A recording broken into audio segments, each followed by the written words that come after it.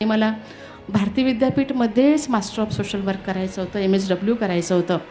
आणि आईची तेवढी म्हणजे आई ते करू शकणार नव्हती. कुठे राहणार, कुठे जाणार, कुठे खाणार, सगळे प्रश्न समोर होते. आणि मला मात्र पुढचं ते 2 वर्षाचं शिक्षण घ्यायचं होतं. आई तशी सुटली आणि भारती भवनला गेली, जे आपलं अलका टॉकीजजवळ आहे ते. तेव्हा तिथे मोठे साहेब होते.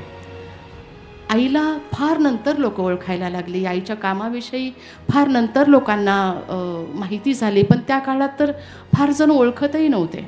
आणि त्या काळामध्ये साहेबांसमोर उभं राहून, मोठ्या साहेबांसमोर उभं राहून जेव्हा आई म्हणाली की मी अमरावती जिल्ह्यामध्ये काम करते, मी आदिवासींसाठी काम करते, मी अनाथांसाठी काम करते, पण मला माझ्या मुलीला शिकवता येत नाही आहे, तिला पुढचं शिक्षण घ्यायचं आहे, तिला पुढचं पोस्ट ग्रॅज्युएशन कंप्लीट करायचं आहे आणि नंबर तुमच्या कॉलेजला लागला आहे. साहेबांनी फक्त मान वर करून पाहिलं आणि स्वतःच्या हाताने पत्र लिहून दिलं की सदर मुलीचा, ममता श्रीहरी सपकाळ, सदर मुलीचा राहण्याचा, खाण्याचा, शिक्षणाचा सगळा खर्च पतंगराव कदम प्रतिष्ठानतर्फे केला जाईल.